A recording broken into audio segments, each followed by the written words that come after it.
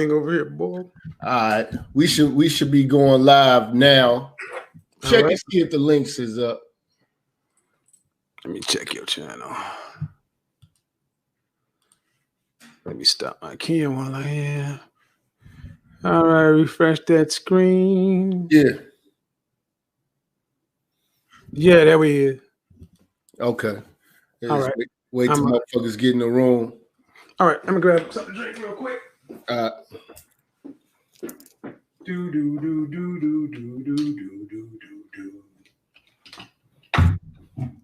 They ain't ready for this, boy. Oh no, man. Church, y'all niggas gotta check in, man. Hold on. I hope this shit is public, right? Yeah. But the problem is YouTube is on their bullshit. They're not really publicizing streams like that, so we gotta do a little extra work. Okay.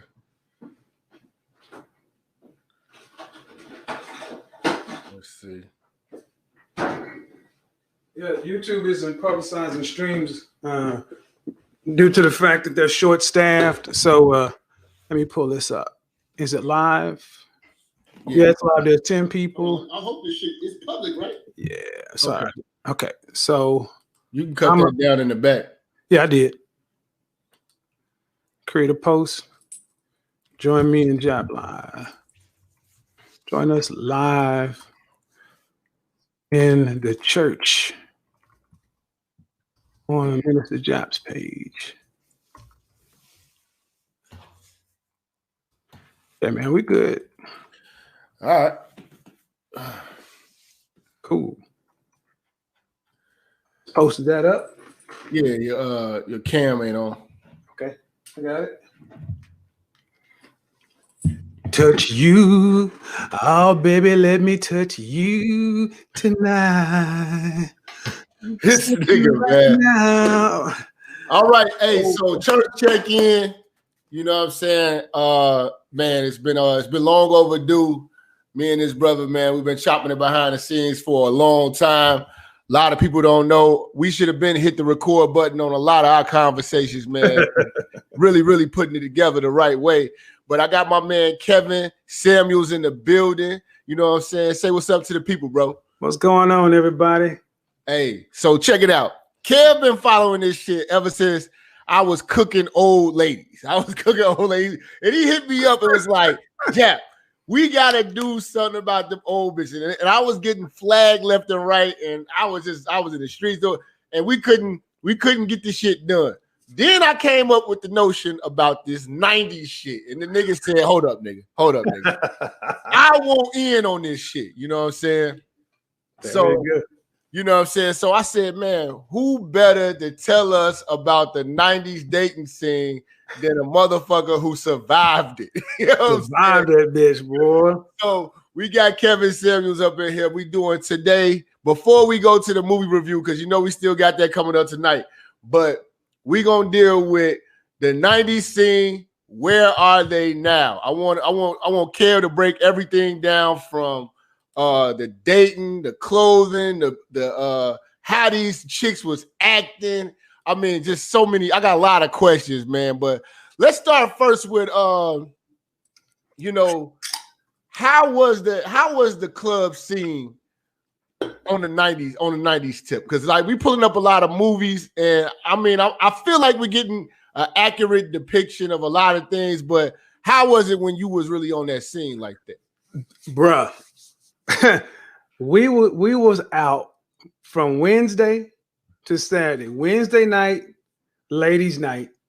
So ladies got in free before 11. Okay. And what city was this? Dallas, Houston, Dallas, New York City. Okay. But this is any city. And then and towards the end of the 90s, we got to fuck around with First Friday, which was insane.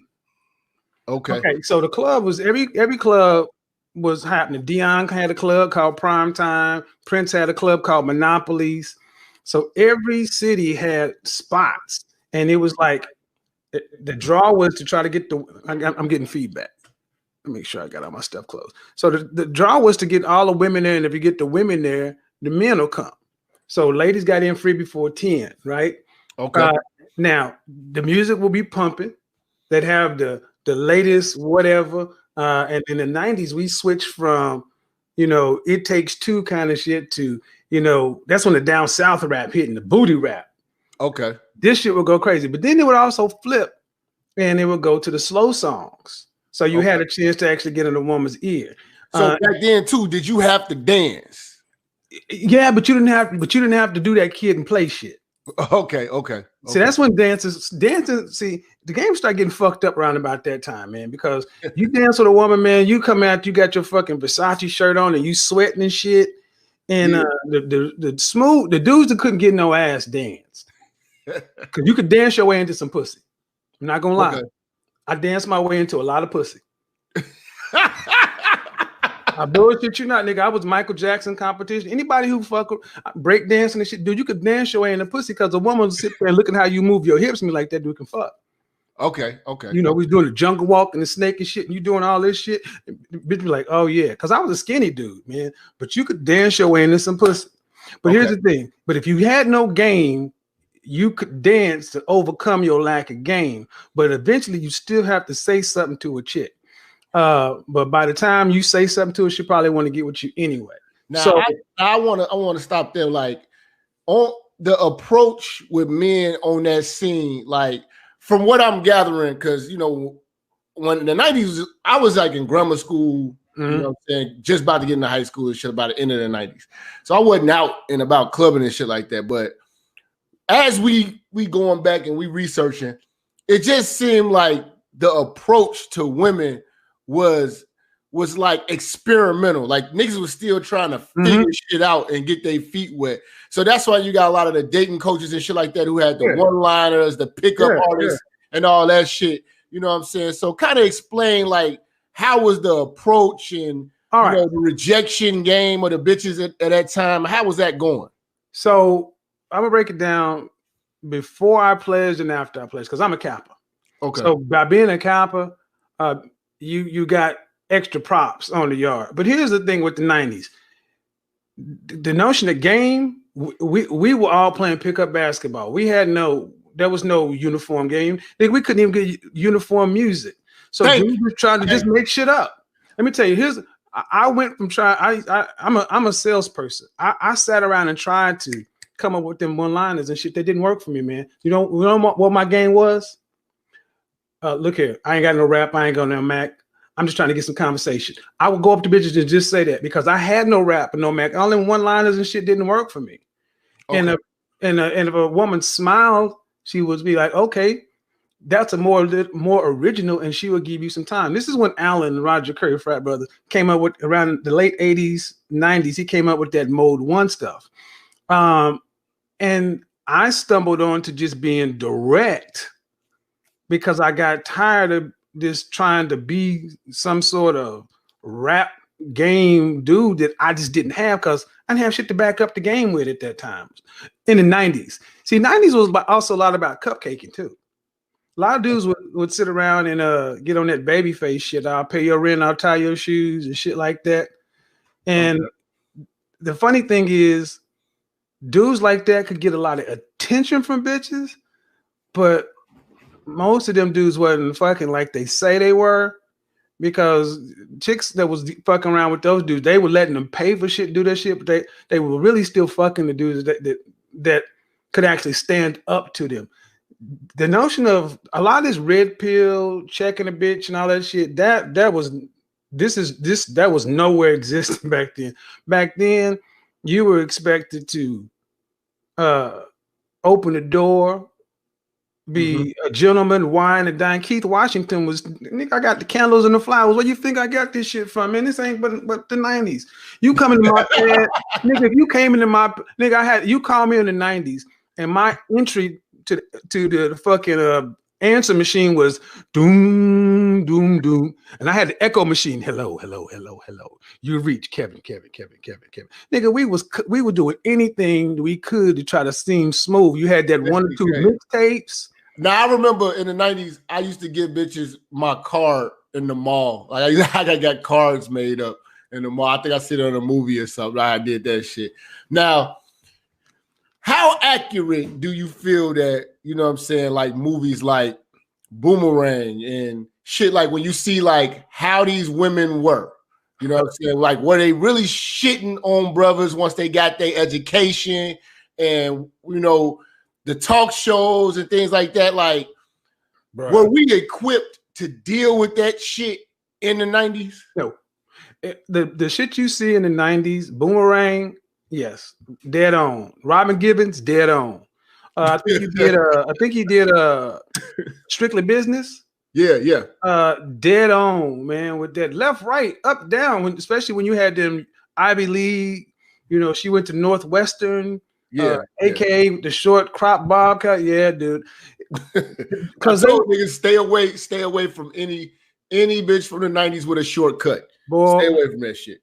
They were shitting on brothers because honestly, brothers, you know, I was in corporate America in the 90s, and I'm gonna tell you, man, I was a rare breed. I didn't see black men where I was. Black men were in the mail room or on customers. They were on the floor.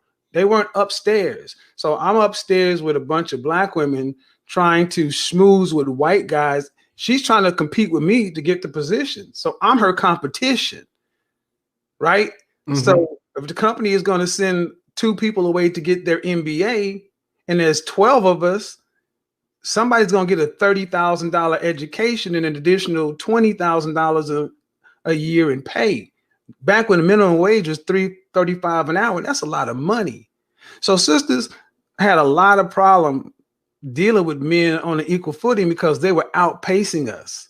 The brothers who was going to the military, and they had a different track. When you graduated at 18, you had 3 paths. Mm-hmm. Get a job, and that means be a broke dude, military, or college. Mm-hmm. And college is the path that people wanted to go to. Job was the least valuable. The job, if you got a job, it was assumed you couldn't go to college or the military. Now, but then like they had good jobs back then too, like the factory jobs. That's what I was about to say. Now, when I say job, I mean a job. I don't mean a good GM job. I don't mean them good factory union jobs. They were dying out about that time. Yeah. So, and here's the net of it. When you got brothers going to college and you getting all these feminist ideals, and the first time you were away from home, and most of us were raised under our mothers. We out here and these women are around all these white women getting all these liberated ideas. Dude, I remember the first relationship panel I sat on in 1989 before Shahrazad Ali came out. Dude, and that's the first time I realized we got a major problem because these women were out for blood. And here's the fucked up thing. A lot of the shit they were talking about, they personally never experienced. They're importing shit that their mamas and their aunties is talking about. My mother's generation. I used to hear them boomer women run down men. So their daughters who were Generation X came along in the 90s with this, I don't need no man shit.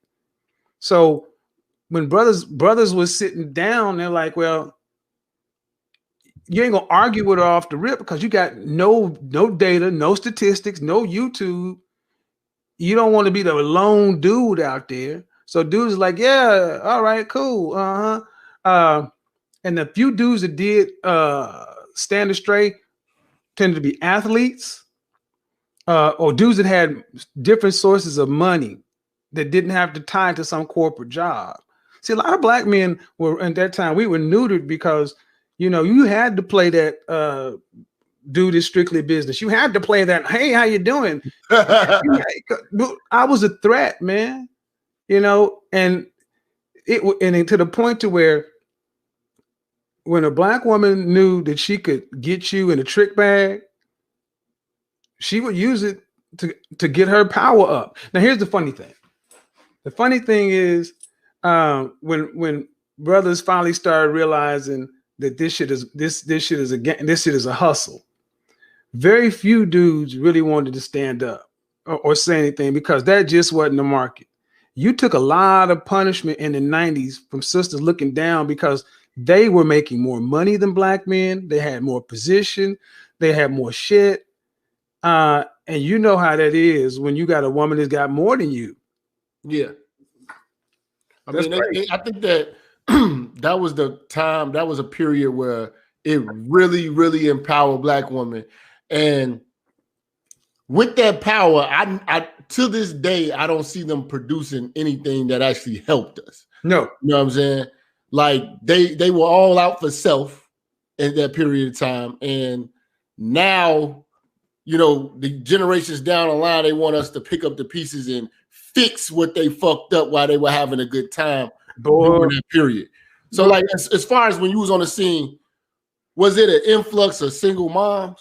No. Well, so two things. And what about college too? Was it a lot of that? No. When did you start to see the single moms? Late 90s, like 97 to 2001. We started to see more of them. See, when I came along, it was still taboo. Women that had children didn't go to college back then. Okay. You had a baby, you were out of college. If you were Bridget Criswell, you can't go. So women knew that if they wanted to get out, they couldn't have no baby. And they wouldn't, and they weren't trying to put babies on dudes who are athletes like they are today. Because going pro did not secure you. Going pro back then, you weren't a multi-millionaire. Back when Barry Sanders and Thurman Thomas came out, they was making $1.5 million a year. There were no $20 million contracts.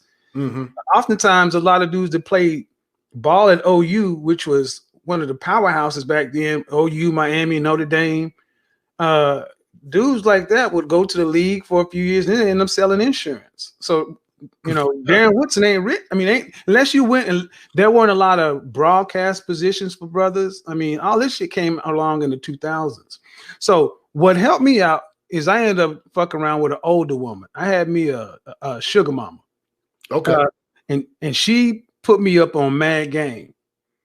Had I not run along across her and understood how a woman really should move, because she had the paper and the credentials to back it up. She wasn't talking shit. She actually had work to show.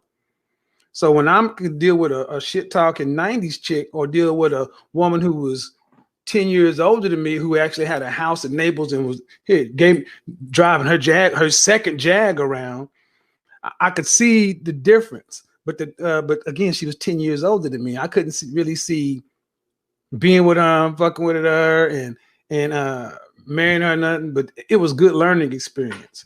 Now, like, did you guys foresee that these women from that 90s era was going to eventually turn into like these failures, these feminists, these, you know what I'm saying? Like these, like, because I know like you're bumping, like in age that you're in, you bumping into some of these motherfuckers like, damn, we went to school together. Oh, damn, you know what I'm saying? And what are you seeing? Are you seeing these bitches like, how can I say, like doing good for themselves, looking good in shape, shit like that? Or have they really fell off and had no real plan from what the fuck was going on in the 90s and just kind of just trying to pick up the pieces? Who was drafted before Jordan? Was it Anthony Bowie? You don't give me the line, man. Okay, so no, dude. Honestly, it was not foreseeable that they would fail the way they did. See, they had. Here's why we couldn't foresee it. Black women have always been put ahead of black men as far as the family. If somebody had to go to college, you sent the girl to college because the guy could get that good factory job, and then they would always come back home and try to pool the money with the family. But but my generation was the first generation that they turned their back on the family traditions. They kept all the shit for themselves. And the problem is, they kept it all to themselves. And this is when you saw a lot of people getting married around 95 to 96. You saw a lot of people start getting married or trying to have children around 26 or 27, 26 to 29. But the shit wasn't working because you got a woman who thinks she's better than you. She's not your equal. So you button heads with this stuff. So this is why you see short-term marriages falling apart. My generation, that's why you find a lot of dudes my age who've been married twice. We still tried to do it. Yeah, like I was always wondering about that. Like, as far as like the divorce game, it just seemed like the 90s had the most vindictive, you know what I'm saying? Like that was the height of that was the kickoff of the divorce game, the alimony game, the run a man through the ringer game. Right. Like that's when it was really popping. My mother generation, my mother wasn't married to my father, but that generation, they would not take men to. I asked my mom, why didn't you take my dad to get child support? She's like, I got too much pride. We did all right. And at the time, I was like, shit, we could have dealt with that extra, you know, I could have used that money, but I didn't understand what she was saying. My mother and her aunts, my mother and her two sisters who was sat around and said, I feel sorry for y'all with the kind of women, you know, they are not like us. Because when Black women at this time realized that there was more power to be had away from Black men, they start going in droves. So it's almost 80% of divorces are filed by women, Black women. Black men aren't the ones leaving. So that's why you see Black men who are Generation X who've been married once, been married twice, some been married 3 times. It's not the men who are divorcing, it's the women. And here's why they're divorcing. They were always trying to find the bigger, better deal, thinking that, well, if I got him over here, well, you know, this dude has an MBA, but it didn't work. So you asked, did you see that they were going to fail? No, because they weren't leaving their man or their husband and going to get another husband. They tied all that stuff up in their job. And here's what happened, Jap. I need people to understand this. Black women always talk about they put in their career. 80% of women do not have careers. They got jobs. You're not an executive. You're not a vice president. You're not a director, a regional manager. You have the largest employers of Black women in the federal government and retail. You're an office manager. You're a supervisor. You got a job, not a career with a path. So they were getting paid a lot of money for jobs and they didn't feel like they needed a man. So when you don't need us, the dating scene started to turn. It started being from you could go ask a woman to dance and she'd be like, cool, to starting to turn their nose up at you, to where, you know, when I was in college, women didn't dance in groups, but 10 years later, they start dancing in groups to crazy ass songs. It completely flipped, man. Now, the funny thing is, fast forward to when the people start hitting around age 40, you start seeing women but out of shape, overweight, kids, 1 to 3 kids by 2 dudes, and then they're calling you back up at you go to the college reunion, and Tisha is 225 pounds and then had a stroke. Now she's trying to see, I always liked you. What? Now you didn't want to fuck with me when you was a size 4 and your collarbone was showing. Now you the collarbones. But now you 225 pounds and you got thick ankles and your fat fingers and your hands and shit. Yeah, I'm like, no, I ain't. So these brother, when I turned 40, it was like the world opened. I was like, where are all you bitches? Where were all y'all? What was all this compliance and stuff when it was time for that? See, I think Black women really believed that they would really be all right. They really believed that they were going to be happy with their jobs and no men, with their nice flat and their Audis and their girl trips, not realizing that shit was temporary and fleeting. And in 2008, when the economic collapse happened and it hit white collar people and we were losing 700,000 jobs a month, that was them white collar jobs. That's when they got hit. Then you saw this shit go real off. That was my generation that was in the Bill crunch, because you got a lot of these women who were trying to be managers at JCPenney or whatever, and they were getting outsourced. And so now it's like, that's when the gender war kicked into high gear, because you got a bunch of 40-year-old people unattached. Now, okay, so when you were dating chicks in the 90s, I know right now, dating chicks right now in the 2020 era, fucking is like, it's like getting a napkin. You know what I'm saying? It's going to fucking happen. It's not even anything to discuss. These chicks are aggressive freaks. They are, you know what I'm saying? And they're extremely easy, like a Sunday morning. But it just seemed like the 90s, y'all really had, like, again, because it was a lot of experimental game that y'all had to run. Y'all had to do the flowers, the candles, you know what I'm saying? You know, y'all had to be on point on every last thing. Like one slip up will set you back 3 weeks. You know what I'm saying? So do you feel that the women of the 90s had a little bit more standard about themselves? Yeah, because they were not fucking as much publicly. See, in the 90s, I mean, we were fucking. Mm-hmm. We were fucking back then. The thing is that women weren't proud to talk about their sexual history. And they kept it at least an illusion of virtue. So yeah, the 3-date rule, this is when the dating economy was still out there, because you didn't have cable TV and on-demand stuff. You wanted to see a movie, you had to go to a movie. We had places to go. The reason this hookup thing has happened is because everything that moved online. Well, I don't want to go down that far. So yeah, dating was different.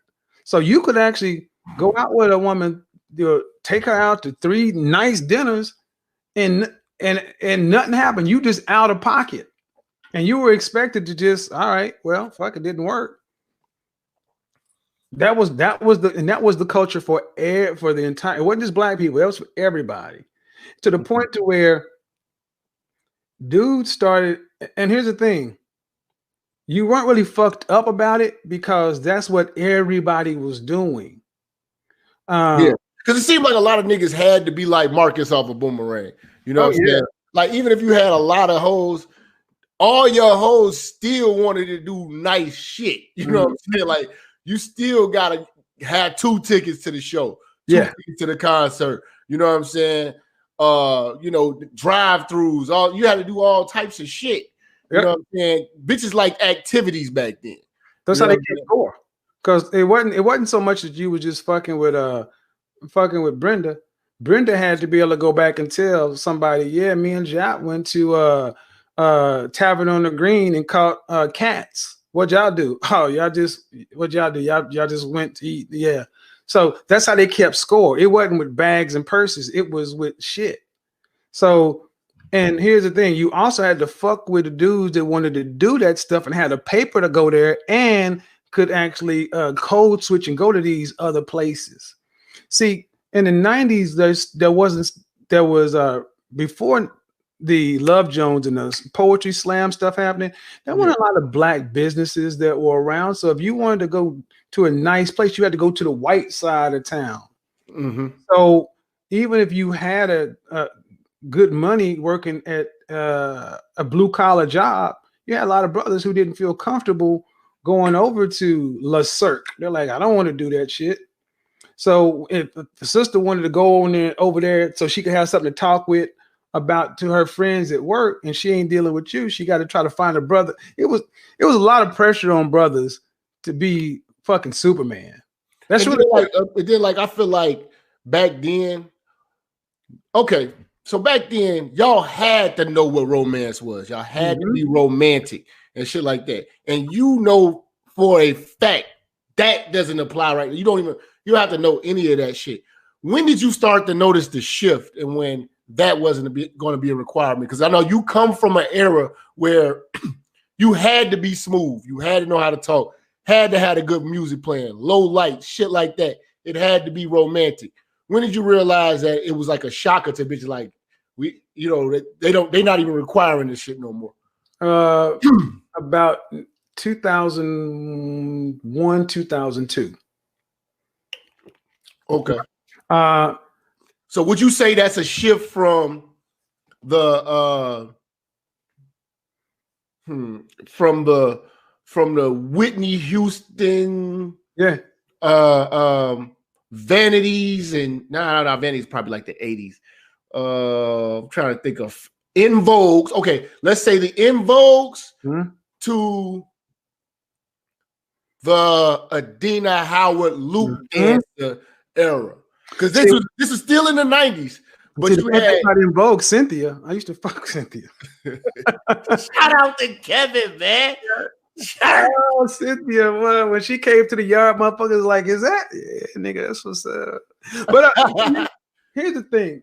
Back in the day, women would fuck. They wouldn't give a head though. I told motherfuckers. You weren't getting no head. Suck that dick back then. You bet not say shit. And she was probably terrible at it when she did it. I got a reputation around for being knowing how to fuck and keep my mouth closed. But I didn't talk. The only people that I talked to was my frat brothers, and then a couple of dudes that I was tight with. I didn't say shit. So women knew that I keep my mouth closed. So women talk. So they want to fuck a dude that can handle his business, ain't gonna say shit because they had to keep up appearances. But here's what happened though. In the late 90s, this is when I told you, and everybody started kind of coupling off, getting married and shit, right? But then divorces and stuff started happening. So you back out there, right? So around 2001 to 2003, when I'm back out there ripping and running, I running into women that are younger than me, and they ain't requiring none of this whining and dining in the restaurants. They're just like, oh, let's just go get it in. It was a twist because I'm tell you, there were brothers we'd sit around talking about. It's like, you ain't gonna take her out? No, man. She just want to go back. We're like, this is confusing, dude. They were wanting to get right to it. It was like, culture. So we hitting on something. For brothers like you coming from your age, a lot of guys didn't make the adjustment and was over dating these bitches. Nigga trying to cupcake, whining and dining, trying to foreplay. Nigga, what? No, you would hear women talking. I would hear women talk about how weak this nigga should. This nigga wanted to kiss and foreplay. I'm just trying to fuck. I mean, see, like my last straight up relationship, my last straight up girlfriend, she looked like Nicole Murphy. Let me see if I can pull up a picture of her ass. But her generation, man, she was 13 years younger than me. That was the last serious relationship I had. These women, they want to come right like today. You fucking, and by the time you getting out the shower, they gone. Women ain't trying to leave shit at your house. Dudes ain't trying to leave. Back then they would try to leave shit at your house, nest. And that was in the 90s. In the 2000s, that shit starts stopping. And dudes is like, what's this? Dudes had a hard time catching up to the game women were playing because women had realized they could fuck, talk about it, and not be called hoes. Hence the beginning of whole culture. Yeah. See, like I'm thinking about like the Adina Howard, the Luke era, Bike Fest, Freak Nick. You know what I'm saying? Like I know a lot of the freaky assholes was like the frats, like y'all. Freak Nick even changed. Freak Nick, when I was on the yard, it was the Kappa Beach party. That women weren't getting naked. That shit wasn't happening. That didn't happen to the mid to late 90s, to where what started happening, and you start having the street, the D-boys and the dudes from the hood start coming to the yard to try to holler at the college women. And they started allowing all the parties to be open. So it used to be on the college campus, you had to go to the college to get into the party. And if not, you had to show a college ID. Kind of like what Facebook was. Facebook was right, but then college, and it got niggified when they let everybody. When you started having parties off the yard, then dudes start coming in. The quality control dropped, and then more competition came in. It got crazy because, like Freak Nick, the shit that was going on with the people at Freak Nick, I can almost guarantee you, most of them people were not in college. They just showed up. You driving when you see them women driving naked in a Jeep. They weren't going back to Tillman or Howard. They was going back to Fifth Ward, Acres Homes, and some shit, man. They wasn't going back to the yard. No. So the 90s, they had a period of time where these women were really, really uppity. You know what I'm saying? Because you still went to church. Oh. Nigga, you still went to church because let me explain. I said we partied Wednesday through Saturday, right? You notice I left Sunday out. You had to go to church on Sunday. Your grandma was still alive. You can't be out at the club kicking and such and so forth, doing all that shit. Cause no matter where you at, you got to go back to Westside Baptist. And if your grandma hear about that shit, church was still a thing, and men were. Here's the funny thing, and men were still in church at this time too. Men didn't start leaving the black church till around the early 2000s. See, the early 2000s is when whole culture came in, and when men are not around, women become like Lord of the goddamn Flies. They devolve, man. Damn.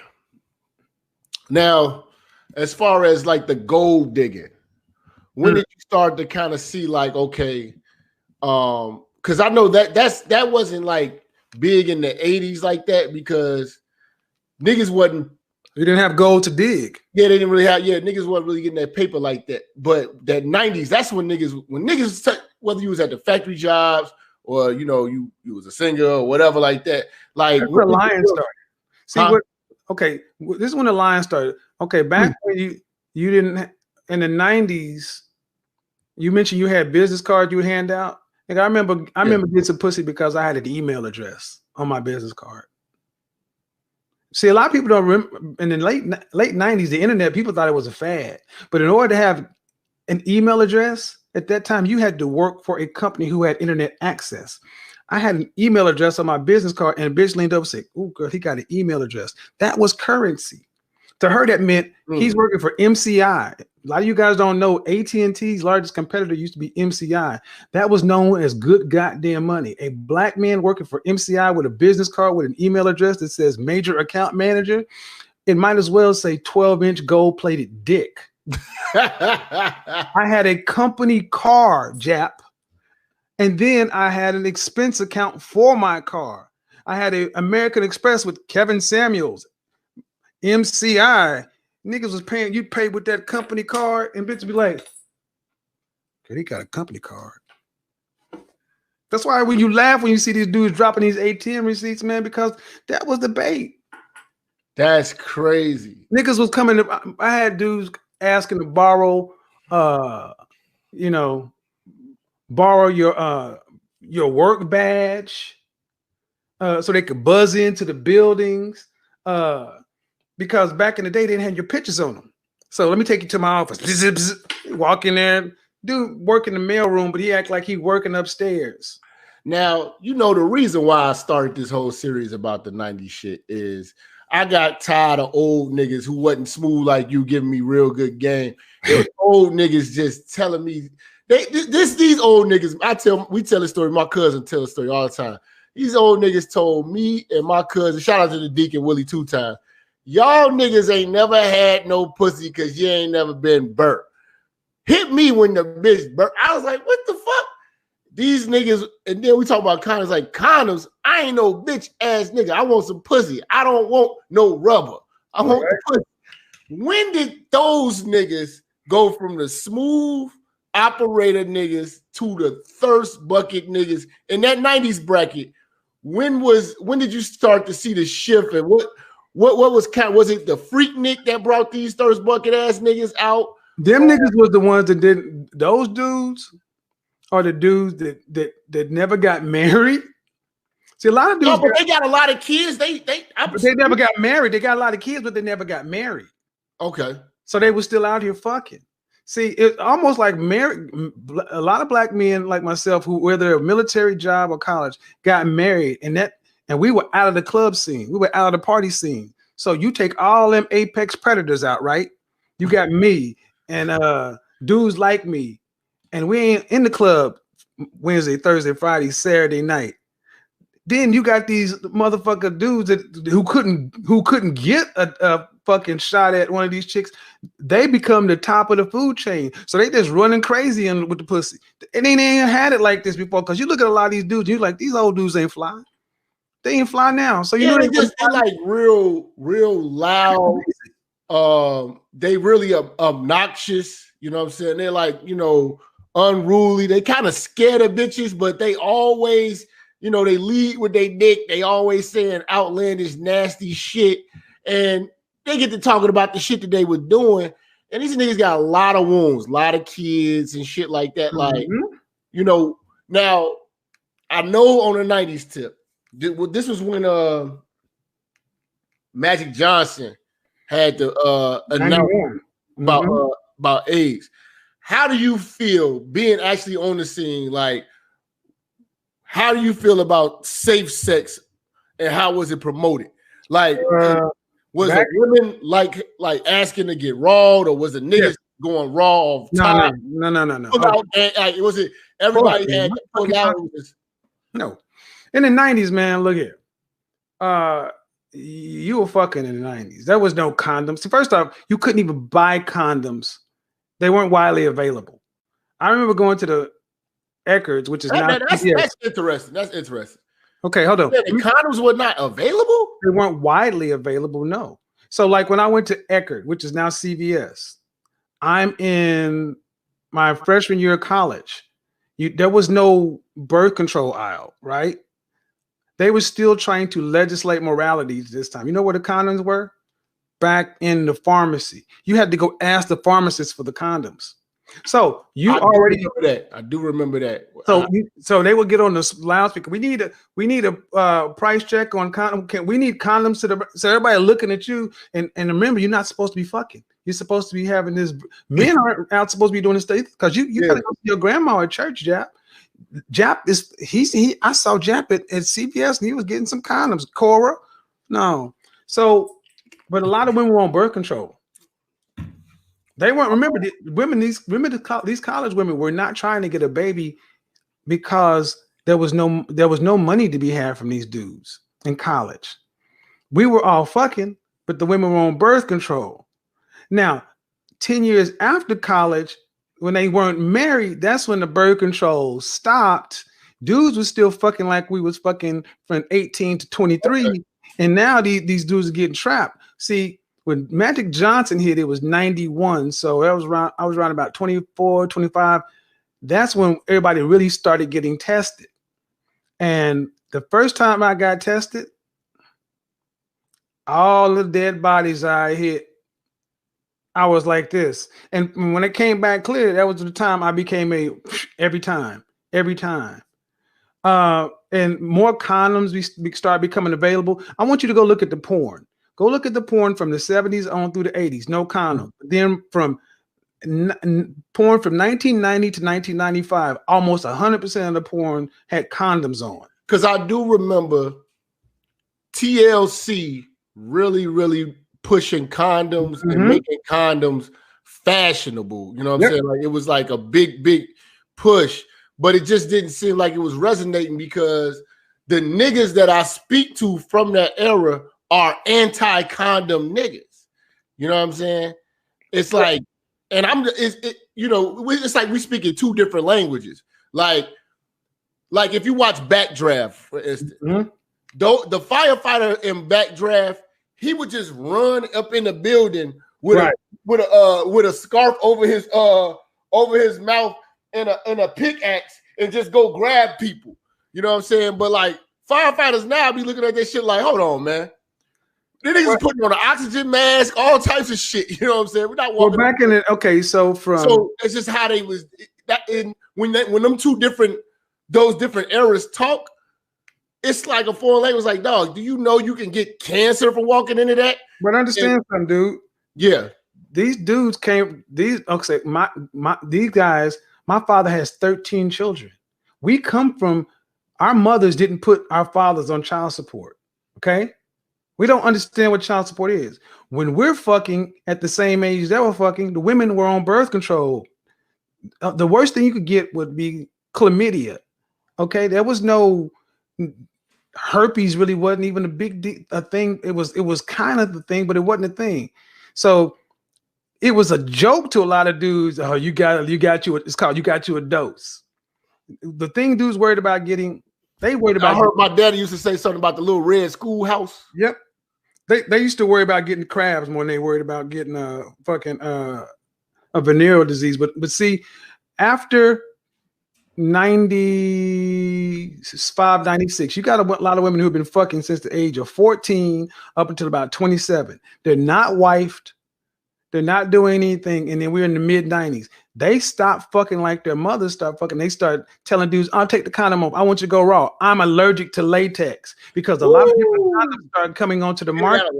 Oh, these things aren't pre-lubricated. I can't use this one. I can't use that one. So dudes are still like, well, all my life women have been on birth control.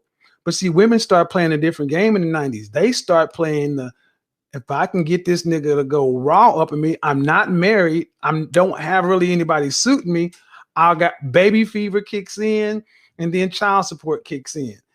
This was new, Jap.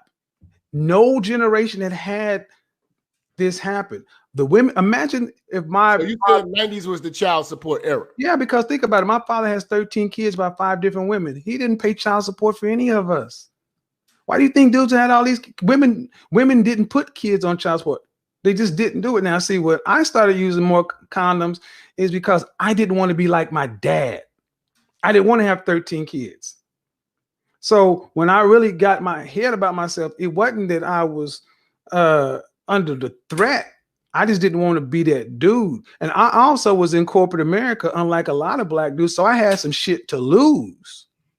A lot of black men felt like they didn't have shit to lose. They had them good jobs with them good benefits. Dude, when you worked at GM, your out-of-pocket premium for Cigna premium medical insurance was $5. Prescriptions were free. Brand name prescriptions was $3. I had cancer, right? My mother worked for Firestone, good union job. My chemotherapy treatment was almost $400,000. My family paid $16,000 out of pocket because of that good insurance. So dudes back that time figured, even if I do have a kid, got benefits. But then these jobs start losing it. And here's the funny thing. Black women knew that all this stuff was happening, but at this time, they became all about self. Men were still in the community. Black women were really, became supremely selfish right then. That's when the child support things started happening, running through dudes through the ringers, and dudes is trying to play catch up. I mean, why you think? 1 second, Kev. Hey, I want to talk to the church. We got Kevin Samuels in the building. You know what I'm saying? We talking about that 90s scene, an authentic nigga who's been on the 90s scene, did it, lived it, survived it. We hearing it from the horse's mouth. You niggas better motherfucker come out of pocket. Go to motherfucking Kev's channel, subscribe to his shit, become a Patreon on my shit, because I'm turning up on Patreon now. You know what I'm saying? And you motherfuckers better donate to the goddamn church. Make sure you follow us on all social media platforms and stop fucking around. All right, get back to this shit, Kev. So you got dudes like Sean Kemp, who was in the league, and he was having babies everywhere. And when it started getting around that women were starting to put men on child support, dudes was around in their mid-20s, early 30s. This is when you see dudes fucking multiple women at one time, and they start having a lot of babies. But if you got caught up back then with one of them women, you were in trouble. But see, when I was around that age, I was dealing with younger women. I wasn't dealing with Generation X when women around my age. So if you weren't going to get caught up with a young woman, it was 10, you're going to get caught up with a woman after 27, before 35. Because that's when you see a lot of sisters back then having babies, because that's all they could do. They weren't going to get a husband. It was a different deal. Now, how was it? How was the experience knowing that, you know what I'm saying, like you guys had this this stigma on y'all, like this bad reputation, you know, that all black men ain't shit. You niggas is gay, you're going to jail, you're broke, all that shit. Like, how was it, you know what I'm saying, especially you being an educated dude, that they talk, oh, you talk white, shit like that. Like, you had the television shows, you know what I'm saying, and they was just tearing black men apart. The fucking Ricky Lake, Sally Jesse, Rolanda, Queen Latifah, god damn, did I say Jenny Jones? On, yeah. Oprah. All of these shows was frying niggas. You know what I'm saying? Like, how was the experience, like actually walking up to a black woman at that time? You know what I'm saying? How was the approach? If you approached a black woman by herself, it's one thing. It was still pretty normal. But when you start approaching in groups, that's when the nuclear rejection started. Because they started getting off on insulting brothers, because our image was being destroyed. Our image was being destroyed everywhere we turned. So when I would go to work, if oftentimes my non-black coworkers would ask me questions, and I'm like the representative for all black people. I had to represent all black men. that's a hell of a burden to carry. And it's like you didn't get any support from Black women in the office because if you were being torn down, they could shine better. So let's say you walk up to a sister who's, well, I don't know, she just came out of the mall. You could still chop it up and talk to her because they were still used to men talking. But when you go to the club, which is where we used to interact with each other, the music became more aggressive. See, we went from New Jack Swing and Kid and Play. We were happy.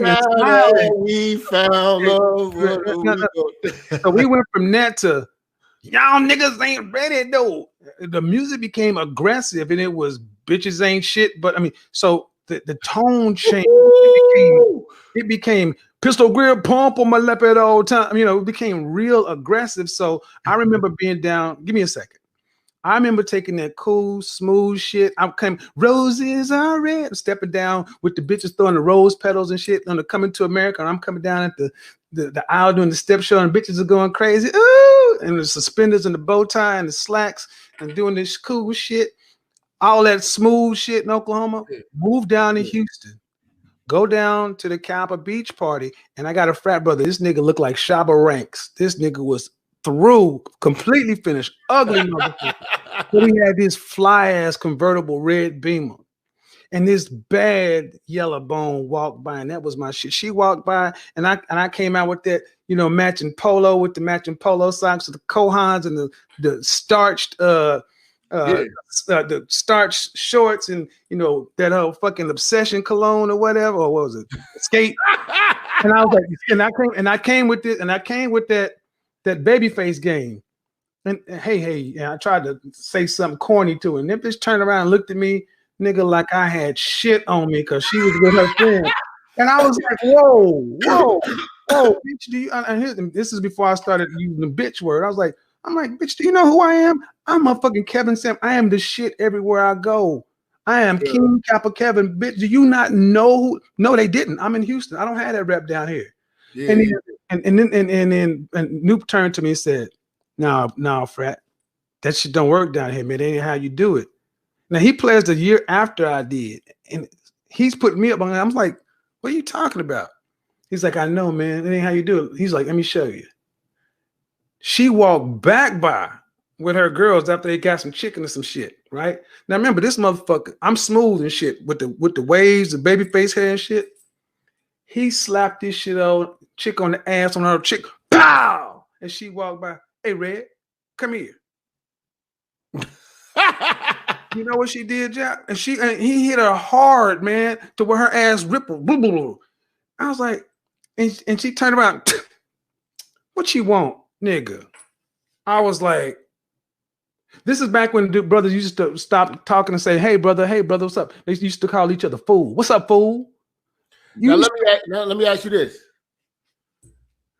The 90s, was this when catcalling started?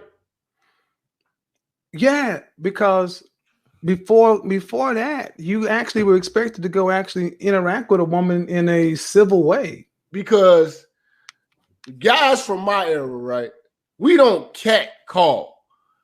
But I hear women still use that shit as an argument. You know what I'm saying? And I feel like that shit that's the old thirsty niggas that's yelling at bitches and shit like that. You know what I'm saying? Like, I just gave you an example of why it happened. I approached a woman courteously, and she looked, and I'm a Kappa, well known at the Kappa Beach party, and she looked at me like, fuck you, nigga. But then he slapped on the ass and, hey, Red, that's what they used to call it. Whatever you was wearing, hey, Red dress, pink shoes. That's what they would do. Whatever, you just pick what a bitch had on. White skirt. Hey, white skirt. You ever watch Anthony Adams? He's a brother. No, he's a brother. Spice Adams. He's a brother who used to play football. He's got a YouTube channel. You'll love him. He's always doing old school players. We talk about this shit all the time. Hey, Red. Now, like the era that we in right now, a lot of our women, they don't really have a plan. Could you say that the women in the 90s actually had like a plan on like marriage or family and shit like that? Oh yeah, nigga. Yeah, you're gonna get an interview. You best believe it, because especially the women I dealt with. So I was dealing with, college educated, AKAs, deltas, that kind of shit, because they're sitting down like on that.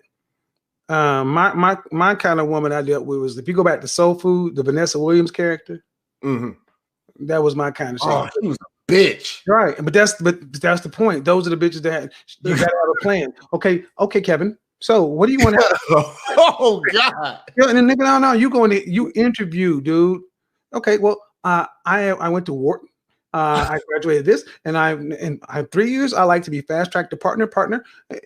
Bitches who had ovulation schedule. I bullshit you. I'm not joking, dude. I'm not joking. God. This is when Black women were in corporate America, and they got introduced into how to do business, and they did. But instead of going to start our own businesses and working together, their business became Black men. But Black men in large weren't working in corporate America. They were still working like most men did. So this was, dude, you go back and look at movies in the 90s, and you got a ball-breaking 90s woman and her underling Black man, and she's got peppering him with questions, because they have to. Here's the thing: is they're trying to match up with their white counterparts, because their white counterparts have husbands and plans and this and that, but both of them come from the same college and went to the same places. So you would say like bitches like that was like the career woman. Was she boring? Like was it excitement in the relationship, or was more like it was more like a agreement or something? She wasn't as bad as they make her seem. But she damn sure wasn't. Here's the thing: she wasn't left, right, up, down, such and so forth. These women would fuck. Okay, but there was always something reserved. They always held back. It was not uncommon. Fucking dick like that in the 90s. Well, to the late 90s. Well, you would also have women that would not want an orgasm because they wouldn't want to lose control. A lot of Black women got swole on that power. That's why you started seeing brothers like myself start leaving those kind of women. And that's when they said, you're not dealing with us. You start dealing with Keisha from the block. Well, because Keisha can keep her hair down and be cool. Bitch, you're a bitch. You're a bitch all day. And even fucking you, it's like, it's okay. But it's like, you ain't busting it open. You ain't doing no tricks. It's like, you're not, what the fuck? Now, what do you think from that era that caused the strong Black woman movement? Well, I think many things happened. One, when affirmative action really hit and companies realized that Black women counted twice. So I went to college in fall '87. That was the fall '87 was Black Monday when the stock market crashed. So the business started changing. Reaganomics was hitting full stride. Jobs was leaving. So brothers, either you went to get a job, military, or college. Well, you had to ride that path out. There was none of this flip-flopping back and forth. Whatever you did, you did. But a lot of Black women went into college. So women are in college making more money and working in structured environments, and brothers are out here trying to figure it out and make it, right? So you got more Black women on getting into middle management, being seen as Black women were seen as the leader of the Black community because they had the power positions. That's where I think a lot of this strong independent stuff. Back then, you weren't strong and independent if you were a baby mama with 3 kids. Back then, you were a loser. That shit did not happen until whole culture kicked in. There was still shame. Those women, you weren't rolling up in church with 3 kids by 2 different dudes sitting on the first row at church. No, you weren't going because you still had baby boomers and silent generation. Preachers were still silent generation. So the church was the last little bit. But like when my grandparents died, when my grandparents died, when my Generation X grandparents died, that's when it was all bets off, because the boomers, the most selfish generation ever, became the seniors. And they spent all of the money that all the previous generations had. They was fucking having all these kids, not leaving nothing to the kids. So my generation, we never had a Generation X. We were called X because they didn't know what was going to happen to us. We acquired nothing from our parents because they spent it all. And in Black community, when crack happened, even worse, Black men my age now, 40 plus, are where a lot of guys were in their 20s. So but our women weren't. So the average Black woman looking at a Black man knew, the probability said, I'm more educated, got more money, got more shit than you. That was just a probability, because brothers, if you're in the military, you're not in the country, right? So you're not on the table. If you're in jail, you're not on the table. So if you're still here, it's more likely that the women had more than you. But what happened was Black men took that L and got our ass kicked. But we went and did what Black women didn't do. We started working and started getting ourselves together. And now you see brothers are rising. We start teaching young guys, don't do this shit, man. Don't be going around. Yeah, see, that's the advice. That's the advice we need to really get our older brothers to start doing, telling young brothers what not to do. They telling them. Jackson just did so on Instagram. Yeah. I'm definitely gonna speak about that. That was like the best. That was some of the best advice I heard from an older brother in a while, and he's been through it. Was he in the 90s in league? Yeah, well, he's late 80s. Yeah. Here's the thing, though. My grandfather's generation, they didn't do that. My father's generation was the one out there fucking, and they had no responsibility, so they couldn't speak to what the sins of the father visited on the son. And the environment wasn't such that you could say anything. But now the environment is such that guys are telling dudes, you don't want to go down this path. That's number one. Number two, dating out. When you talk about interracial dating, it used to be Black man, Black, and a white woman. That's what everybody automatically thinks. But no, now it's Latinas, Hispanic. I mean, Latinas, Asians. Now, this is what I did want to ask you. The 90s, right? Mm-hmm. This was the jungle fever era.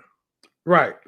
How was that dealing with, like, you know what I'm saying? Like, how was the rage from Black women when they seen you entertaining a white woman, or just seeing you with a white woman, or just a white woman being in the presence? First and foremost, we got to salute to Patrick Lamore for the $100 donation. What's going on, Patrick? One of my dogs right there. Oh man, you bringing over the flock. Okay, appreciate you, bro, coming over here, man, showing love to the church. But how was that like? Because right now, you know, we kind of dealing with it a little bit, but they're not as hardcore as they was in the 90s. Like, you was like excommunicated. You was the worst nigga in the world if you were fucking with a white woman in the 90s. Well, first off, the first time I dated a white woman or dealt with a white woman, I was confused. Okay. I was confused because I had never had a woman be nice to me. I mean, I remember being bullshit. Hold on, bro. Let me tell you, I was sick, right? I was sick with a fever in my condo. Her name was Amy, and her sister's name was Bonnie. And this is back when, you know, they lived in Midwest City. They drove up from the city. She came with my favorite pizza, some groceries, cleaned my house, made me homemade chicken noodle soup, gave me pizza. And this is back in the days where, you know, didn't have cable or whatever. I had a Betamax or VHS. Put in Aliens, watched, and after she did all that, came and sucked my dick and left, nigga. I'm explaining this again. She drove 30 minutes away. Yeah. Brought groceries. Cleaned my house. Woman clean. I mean, with the gloves and all. Pines all fresh. Mama would have been proud. Made me homemade chicken noodle soup while cleaning the house. Now I'm laying in bed eating a pizza she brought me and paid for. Watching a movie that she put in and made sure that it stayed up. Then after the house is all clean and I'm feeling good, took my temperature, got my medicine over here and this and that, sucked my dick and left. Yeah, I want you to look at my face. I'm sitting here now, looking like this. I didn't understand what had just happened. You thought it was a setup. I'm like, first off, you paid for something. You brought pizza and food. I didn't understand. I did not understand. I went back to a frat meeting after I got better. I was like, I gotta talk. They're like, what happened? I was like, they're like, yeah, white women are nice like that. I'm like, what? This is how, because my roommate in college was a white dude. And I'd been around white women. I had fucked around with white women, but I never really, dated one. And she was not my girlfriend. We were just dating. So brothers who did crossover had to deal with that cultural experience. It was a shock. There were not as many Hispanics in my part of the country. You're in Chicago. In Oklahoma, there were in the Midwest, it was very homogeneous. It was white and black. Now let me ask you this. With the ratchetness. I know you like the white bitches out there, they were nice. But when did you kind of start like, okay, we was watching Boomerang. And there wasn't like ratchets, you know what I'm saying? Like big, like ratchet weave, like purple weave, right? Shit like that. Like these bitches actually was looking good. When did you start to see the bitches diminish their beauty into like this transsexualized energy that's coming now? Dude, that really, man, that's been in the last 15 years, man. That it came right after, at the beginning, when women finally became really sexually liberated and talking about sex. Adina Howard, I need a freak in the morning, freak in the evening. Yeah, okay. We really start talking about fucking and sucking and all this other stuff. You had good girls or women who tried to keep their public persona clean. This is when the passion parties and all that stuff started. Where do you think they were learning this shit from? They would go learn it from the women who were in the street out there or gay guys. So you started having these women who had never been like that. All of a sudden, why you become 40 and become this way? Yeah, I wanted to ask you, like, okay, are you seeing bitches that when you were in the 90s scene, she was classy? Yes. But now that she's 40, she's a ratchet. Like, why are you 45 years old? Fuck motherfucking nigga, motherfucker, fuck nigga, fuck, suck my dick, nigga. You can eat this pussy. You weren't saying that in 1991. Do you think it's because she looked good in the caliber of men, had to come and finesse it? You know what I'm saying? It wasn't socially acceptable. First off, she's lost a lot. The women who do this are not married. They're not married. They may have children, but they are not married. They've lost a lot. They have looked at life at 40 years old with children, and they're looking like their counterparts. No one expected to get to be 40 or 40 plus single, Jap. That's just not what our world was. We saw people married. We saw neighborhoods. So they're disappointed. They had all these opportunities, all these jobs, all this stuff, and this is what it nets. I got a son that's a fucking soy boy. I got a daughter who's going to have to deal with these weak boys that we didn't raise. I am overweight. I just got a job. I passed over all these decent dudes, and this is as good as it's going to get. They're angry. And then, so what do they have left? You're getting this all started when that whole waiting to exhale and shit started happening, when women started raging out. But then you got to ask the question, who you mad at? Y'all are filing 80% of the divorces. Y'all don't want, you fucked your life up and now you want to be mad at men. So you got to ask yourself, why you got so many women 40 plus that are so foul mouthed and so so ratchet, and it's like that didn't exist. You didn't grow up that way. You were not that way as a young woman. In college, you weren't like that. You couldn't get away with that on college. Well, at that time, you couldn't get away with that on college campus. You couldn't go to class talking like that. Now we watching Waiting to Exhale, and what is her goddamn name? The chick that plays Sunshine and Lila Rashawn. Okay, Lila Rashawn, finest motherfucker. Probably she goes down in the history books for beautiful. She was, but now, in the 90s, were the women that looked that good that promiscuous?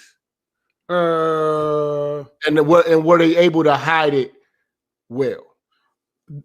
Promiscuous. They weren't fucking 50 dudes, but they were fucking 2-3 dudes a week. Yeah. That's promiscuous. No, they were, you know. Now I'll say yes. I didn't deal with ugly women, so I dealt with a lot of beautiful women, and it was a smaller circle. But you kept your mouth closed. But they weren't racking up. A lot of these women still wanted to. They wanted to have a long-term relationship. They weren't trying to serially date. It's like Lila Rashawn. Lila Rashawn, and you know, people wanted to be like her, but you gotta. But I think she has. Would she have Graves' disease or something like that? She got really big. And here's the problem: a lot of the women back then waited too long, stayed in the game too long, overplayed their hand, and life caught up with them. So now, let me tell you something that happens. I know so many women, Jap, who around 25 years old got that kid we talked about earlier, right? They were fucking in college, but they never had a baby in college, but they got that kid around 25 years old, right? Yeah. All right. Then here's another phenomenon start happening. When that kid, and I know the name you're going to say, you don't want to say it. When that first kid they had turned 18, all of a sudden, they go out and get pregnant again in their 40s. Why? Because they know that one kid was their family.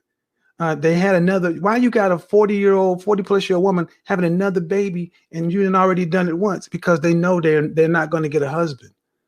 There's a book called Promises I Can Keep. Why women choose to have children over marriage. See, a woman knows when she has a kid, that's going to be unconditional love and all this other kind of stuff. With a man, you're going to have to do something. So when you started seeing women in their late 30s and 40s having kids, here's another thing that started happening. For the women who didn't have children in that window, they start coming to brothers like myself asking to make baby packs. What's that? Hey, Kevin, we went to college together. I always thought you were a good dude. You know what? I want to have a kid. Tell you what, you will do it.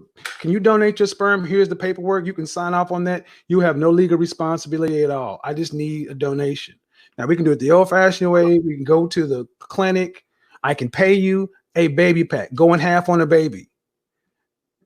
Legally, they were because the chances of they would rather do it with somebody they knew than just getting some random dick from Rodney in the club and making a baby packs. Okay. Now, the generation that we got now, they're heavy into drugs and shit like that. How did you on the 90s scene? What was it a big drug scene like that as far as like abusers? Oh, first off, if you remember, NWA talked about you don't smoke weed or cess because it's known to give a brother brain damage. And brain damage on the mic don't manage nothing, but making a sucker and you equal don't be another secret. Respect yourself. That's NWA in '86. Dre dropped the Chronic in '91. But the worst it ever got was a little weed smoking. It didn't really start getting bad till you start getting the mid 90s when the Hot Boys came out and they started doing that sipping and that down south port screw rap, screw rap and all that stuff coming along, that syrup shit start coming along, and then you start having dudes in New Orleans on that heroin and shit, and people start popping pills, and then it started making it into the music because it became part of hip hop culture, and that was a carrier virus that infected the entire culture. But no, man, if you did drugs back then, you were because remember we were just coming out of the crack era. Dude, people were hyper vigilant against drugs. You do drugs, you couldn't even smoke cigarettes back then. Now, the tattoos and shit like that, it wasn't a lot of that going on with the women. How do you feel about the women of the 90s? Do you feel that the women of the 90s look better than the women of today? Yeah, they did. A big part of it was because when we came up, you still had PE, physical education in school. We grew up and we had a recess. We played. We missed meals. We didn't have as much food, and then you didn't have as access to all these sodas and shit. So we had a healthier diet. We cooked more. So what I'm coming to see is that y'all actually had some women that were worthy of rawing. Oh, yeah. I was in your video in your chat room that one night. I'm like, no, dog. Tisha Campbell. Yes, bro. We had women that you'd be like, all right, if she get pregnant, I'm good with it. She fine as a motherfucker. I mean, yeah, like I'm just thinking about like Vanessa Williams. And the pussy was better. It was better, man. It was better. Was it better because of the hair? It was better because here's how I think it was better. The hair. But I think it's also better because of the baby oil and the cocoa butter. Women took care of themselves back then. I'm looking at the color. Their skin was clear. They drank. You can see the rib cage in the middle of their titties. I mean, you look at a woman's hands back then. Even if she didn't have her nails done with French tips or something, her hands were clean. They didn't have. See, today, sisters, they wear all that. If they wear a lot of makeup, if they wear it, and the tattoos, out of shape, colored hair. It's like you don't even know what you're getting, man. When you talked about that woman in I'm Gonna Get You Sucking when she was taking all that shit off, that was a joke, but that's really kind of what you get right now. And here's the thing. Women were softer back then too, because you could be fucking a bitch and she's and she's all this moaning and shit and eyes rolling back and instead of looking you in the eye like, come on, nigga, come on. Fuck shit. I mean, like, goddamn. Yeah, I ain't gonna lie, these bitches will fuck back. Dude. I mean, and the thing is, we had women that fucked back then, but even fucking back then, they fucked back and they would give you something. They would give you that feminine moan. It wasn't that come on, nigga. you could be destroying her cervix and she ain't gonna say shit. Because back in then, there's something else we did. We actually kissed. You fuck a motherfucker and you look at them. It wasn't just doggy style. You looking at a motherfucker and women be looking in your eyes and yeah, because like me, y'all was on the dance floor. Y'all actually had slow dancing. Nigga, you could fuck on the dance floor. Now I told you, dude, you could dance your way into some pussy. I bullshit you not. You slow dances, nigga. That was a skill, because you could dance with a bitch you normally won't want to give you time of day, but if you got your cologne sitting right, your line up, and she at a distance from you, when that bitch get up on you, that air conditioning hit just right, so she got to get a little closer to you, and you'd have been working out and the muscles in them shoulders, she just grab the small of her back right above her. It's a wrap, dude. So, when you was in the club back then, did you really have to like buy bottles, really like trick on a bitch? Like, you know what I'm saying? Like, you had to run it up a big crazy tab, fuck with a bitch? You would buy a drink. You would buy a drink, and here's the thing. The unspoken rule. Give us an example of how your approach would have been like, bitch in the 90s, they playing some motherfucking some Johnny Gill. Can you feel the magic? So you pull the bitch to the side, you know what I'm saying? What was the bitches drinking back then too? If that shit was playing, you wouldn't buy a drink. You was on the dance floor. Love you the right way. But bitches back then were drinking coolers, bottles of James. They were drinking coolers. They was drinking the hell out of wines, White Zinfandel. They was fucking with sex on the beach, fuzzy nipples. They weren't really drinking heavy amaretto sours. Cause see, the bitches now, like these light-skinned bitches now, they drinking Henny. Yeah, niggas, they doing scary, my nigga. Straight up, tequila shots and shit. Now back in the night, so my nigga, this is how you would do it. So let's say you spot a woman you want to holler at. Okay. You first off, everybody goes to the bar when the slow song come on, and you peep out what she's drinking before, and you go over to the bartender and you're like, "Hey, Greg, whatever she's drinking, I'll have a Hennessy up, water back." And then she look at you like, "Oh, you drinking a man's drink." And then you buy her, and whatever she's drinking, let's just say she's one of them Sex in the City shit. That's when it's kind of start changing. But let's do that. Back in the Love Jones days, she's drinking the Cosmopolitan. All right. A Cosmopolitan, man, this is back in 96 to like 99. That's in that fluted glass. You can't walk around with that motherfucker. You got to stay still. Or a glass of wine. You got to stay still. So the general rule was a drink for 7 to 10 minutes of conversation. She would talk to you while she's finishing her drink. It wasn't no buy a bitch a drink and she leave. A woman would take your drink, accept your drink, and talk to you. Okay. And then you shoot your shot. Okay. Now, this was that get your number era. Yes. Yeah.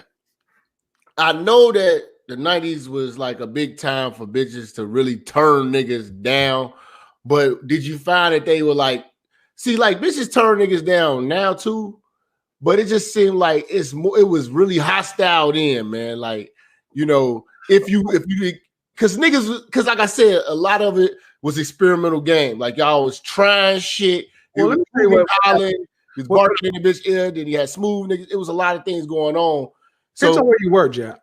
If you it depends on where you were. The setting determined the caliber of woman. If you in a hip hop club, dude, it's the fucking Wild Wild West. This is back in the days we had jazz. We had smooth jazz clubs. We had jazz clubs. You go into a jazz club, you're gonna have more corporate kind of shit, a different caliber, smoothed out. You go into like R&B, like a mix 25 and up, different thing. But if you go to First Friday is the shit where this is when the world became crazy. First Friday was nationwide. The first Friday of every month, they'd have a party in a location. Like in Houston, they would have a party at the Wortham. The Wortham is where they would have the opera. You'd have 4,000 to 5,000 people at one party, and they would have different rooms: the reggae room, the hip hop room, the jazz room, the R&B soul room, and then the lounge to get to know you. Now imagine you go to a place in Chicago and it's agreed that everybody in your city is going to drive and go there. 4,000 to 5,000 people, parking lot, and after that, there's after parties all over the place. So it was easier to go meet people. So if you want to holler at a woman, she's more likely just to ghost you. I got to go to the restroom. She just go to another room. Because there was no upside to embarrassing you and something like that, because the parties were too big. Now, if you were at a hip hop club like at Club Blue, and everybody coming in there with Jordans and a fitted and a jersey, smoking Black and Miles, I'm like, you get turned down and she start talking crazy to you. That's just kind of the environment. Okay. Now, in the 90s, were there like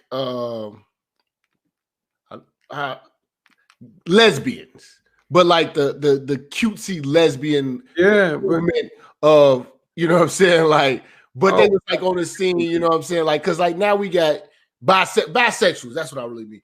Bisexual chicks. Was that shit popping like that in the 90s, or this is some new shit? No, it happened then, but see how it was back then. I said this to my ex-wife. I said, I believe every woman's had at least one bisexual experience, and she cussed me up one side, down the other. You know, we got into a knockdown, drag out argument. Then after we got married, she confessed that she had one. Most women have had a bisexual experience. I kissed a woman, especially in college. You see a fine woman in college, an AKA a Delta, with especially a sorority girl, they have eaten some pussy. They have eaten some pussy because women like soft in beauty. So let's say, like, how many people? I led a wild life. So women I dated used to be bi-curious. So oftentimes, let's say I'm dating Sonia. Sonia will get approached by a woman, and she's one to give them, and she just say, "Honey, can I take her home?" Sure, and we would all get down together. The thing is, if you're dating a really pretty woman, let's say she's a Chicago 8.5 or 9, yeah, bro, she's gonna get hollered at by everybody. And beautiful women just liked women back. They always like women. The thing is, would you be cool with your woman kiss a woman? You would be brought into it though, and then she wouldn't necessarily be doing that shit without you. That's the difference. There weren't as many, women couples running around. There was some shit they would do, but it was more like a phase. Now, what really got fucked up is this whole down low shit got overblown. Yeah, they used to because women were doing it. Shit. Because women were doing it. So, black women, if you point something at them, they're gonna always say, "Well, what about the men?" See, they knew they were guilty. So they assume, well, if I'm kissing over here, if I'm a lipstick lesbian over here, then you got to be fucking your frat brother. No. That ain't what the shit we did. And the problem is that was a big segmentation. The dudes that were gay, we knew they were gay. We knew they were gay, and we didn't cross those lines. Men have never been accepting of this LGBT shit. Yeah. Even at the University of Oklahoma, the starting fullback for the national championship football team was an alpha. Big old nigga, gay as hell. Gay as hell. And how I know he was gay? I verified gay because you drive down the street, he had a big bay window and he laying up in the bed with his other frat brother. And the thing is, like, all right, man. But Rodney but here's the thing, he was gay, but that motherfucker was like, I don't want to say a masculine gay. He wasn't one of them flaming dudes. See, back in the days, the dudes that were gay, they would talk with a lisp, and they would openly signal that they were gay, so they would hang with each other. And it wasn't this shit trying to change men and try to, that dude may try to say something, but there wasn't this campaign to try to fuck you. So this whole gay shit, this whole new shit, man, brothers have never really been down with that shit. And it was not a bunch of black men fucking each other. That's the one thing in the 90s that used to piss me the fuck off. Mm-hmm.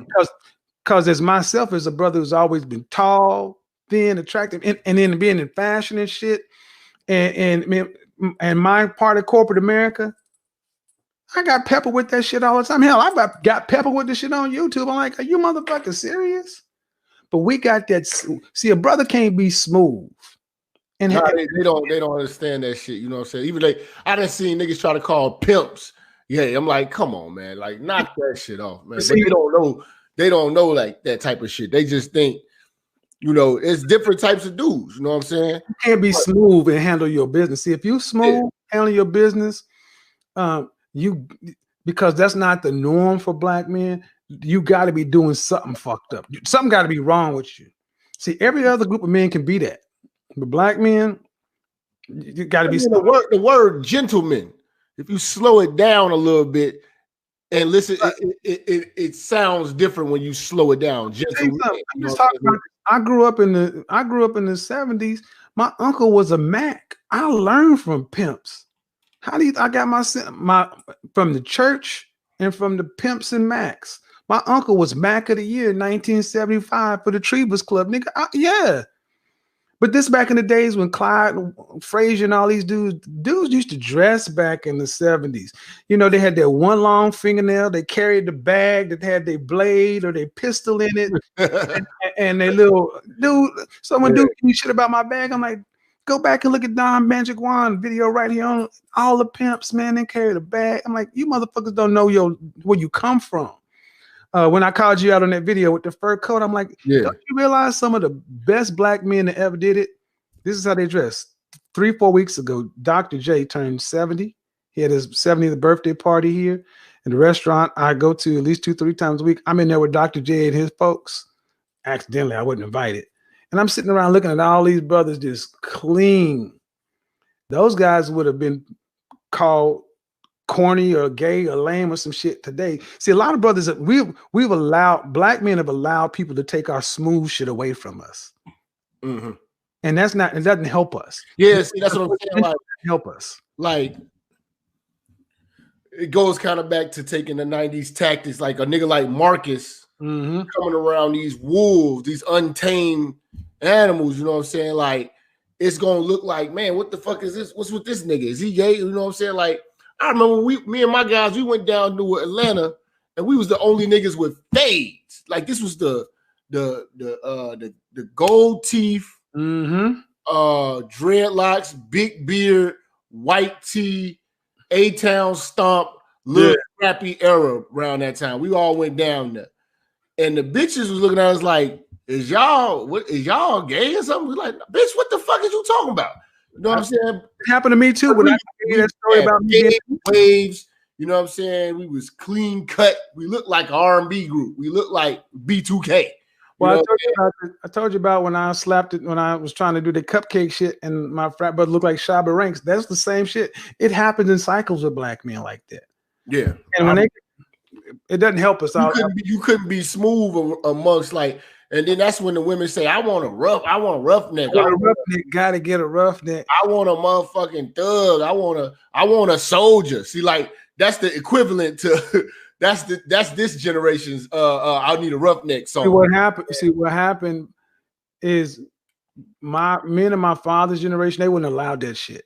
They was the OJs, the Whispers, them niggas was going to croon and they was going to control. Oh yeah, they was singing the bitch back then. Sing a bitch panties off. See, black men back then determined our style and how we went. A bitch could say she wanted a rough neck back in the day. Nah, nigga, you gonna get processed in the do-rag. You gonna fuck with this finger wave. You gonna fuck with this perm. You gonna fuck. That's what you gonna get. And you're gonna go make me a sandwich and you're gonna like it. See, but that was a different generation. They were raised by more masculine, more men. My generation was raised by absentee fathers. So we would more likely take cues from females, the generation, because you were raised with women. So when the women start talking about Mary J. Blige came out doing this shit, dudes like, well, this must be what the women want. So dudes start trying to be that instead of just being on that cool shit. That's when we kind of lost it. Think about Hammer. Hammer tried to go hardcore and they laughed his ass off. Yeah, pump to the bump. So yeah, man, the 90s. The funny thing about the 90s, man, is it was a good time, but it's sad to look back at how the women fell off, man.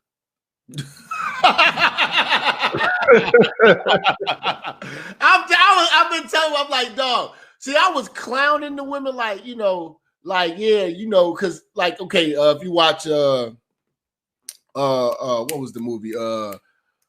Jungle Fever, when all the women was getting around and they was cooking black men. I had used that scene when I first launched the series. And that's kind of like how I started, just always thinking like all bitches from the 90s, that they are the bitches, because I'm dealing with these old bitches now. And you know what I'm saying? When I started to date older, like I was fucking with a 40-something-year-old bitch. And then, you know, bitches that I've worked with, just being around these old bitches and hearing they fucking mouth. I'm like, damn, these bitches come from the 90s. But then I started looking at the movies like Strictly Business and seeing Holly Berry's and seeing all these fine ass bitches in the night. I'm like, damn, I remember in Jungle Fever had real soft, gentle women. They was fine. In the Jungle Fever, the light skinned chick in there, Lynette Lynette McKee, she was my mother's generation. She's a 70s woman. She was old for that time, but the women in there were my generation. But they were still around 23 to 24. They were just getting into corporate America, and they were looking for black men to be there with them. And we didn't have those jobs. They did. That's when they started downing brothers. So they didn't want to marry a dude that worked at motherfucker, please, you work for UPS, because brothers couldn't get those jobs. So they were mad at black men because black men could not get where they were. And it's not as though we didn't want it. And if a brother did get there, let me tell you something else. Let me tell you about the player side. If, like myself, if you could get there, nigga, the world was your oyster. In the 90s, man, please. It was like shooting fish in a barrel because the college women wanted you, the middle class wanted you, the women from the hood wanted you. This is when dudes start running. But the problem is those dudes, how you address women, a lot of dudes was lying to bitches. Tell them I want you to be my wife. They was doing a lot of damage to women. They weren't just saying, I'm just trying to kick. And that's where these bitches are getting that shit from now. That's where it is. So like when I was a player, but I wasn't a dog. I would tell a bitch straight up, I'm looking for a good time, not a long time. I'm looking to do this. Woo. Because I would get it straight up front. Because I ain't trying to lie to you, and I'm not trying to put some baby face in your ear and try to tell you when I'm fucking you, I want you to have my baby. Nah, bitch, I don't want you to have my baby. I don't want that. I don't want no parts of that. I want to enjoy our time together. If we go to Ruth Chris, I love beautiful women sitting across from me eating dinner. And I love to know I'm going to tear your ass up when I leave. When you with me, you get all the benefits of being in a relationship except the title when I'm in my player phase. And women, it's been my experience, when you tell a woman up front what it is, they're more willing to be down with you. And I've never had tires slashed, cars keyed or whatever, because I always gave the woman the option. I gave her a choice. Now, with the bitches that we got now, I mean, I'm just gonna go out and say it. I know these bitches don't appreciate shit. Yeah. But back then, when y'all was doing all the romance and all this shit, was it appreciated? Not to the level that we thought. Not to the level we thought. We thought it would have been appreciated more, but it was damn near expected. They expected it because most black women felt like they were better than black men anyway. So you're really buying her time. That's why they're so selfish. The average Generation X black woman is extremely selfish and jaded. They really believe that if you spend 95% of the money, they think if they bought Burger King, they doing something. You ask them what they bring to the table. Well, they keep score. They keep score. And they really think that just by showing up and giving you some used vagina, that we're equal. Bitch, I had to work to make myself this way. That pussy comes standard. So did they bring anything to the table in the 90s? Debt. Because all the stuff they had, their jobs, all the stuff they had, it was an illusion. You know how many women I rolled up on who lived in downtown Dallas, who drove a BMW, who had a nice condo, who were in Gavinci, Donna Karen, all this other kind of stuff. Then you sit around and kick it with them, and I'm just kicking it with you. But if I decide I want to really get serious with you, and I pull that credit report, and I'm like, oh, wait a minute. How much student loan debt you got? And you're making $45,000, but your rent is $2,000 a month. I mean, your rent is $1,500 a month. You got a $600 car note, and you $20,000 in debt at 24. Why? I like to shop. Okay, here's the other side of it. Let's say you wanted to accept all that. Women in my generation could not cook. Men in my generation are better cooks than the women. Because our mothers taught us how to cook. They didn't teach their daughters shit. Hey, I'm gonna be honest with you. Now, this is the thing. I'm gonna put this out there, y'all. Minister Jap can fucking cook. I mean, I could really, really fucking cook. I could cook a lot of shit. I could cook good food. I would cook the panties off a bitch. Mm-hmm. The only bitches in this era right now that can cook are single moms. And I feel that they had to learn how to cook in necessity. You know what I'm saying? Because of having children. But the bitches that I date that don't have kids can and won't fucking cook. Nigga, you ever have a macaroni and cheese soup? No, man. You know how you make macaroni and cheese soup? Oh my God! Don't tell me it's the microwave macaroni and cheese in the cup, and she put too much water in it. No, nigga, it's that recipe, except it's not microwave. It's in the box, but in the box it says boiled noodles, right? Yeah. And then you take the cheese sauce and milk and whatever, but you make soup if you don't drain the fucking water. Bitch didn't even know to drain the water. You ever have a ham sandwich with mustard on both sides of the goddamn bread to fingerprint you?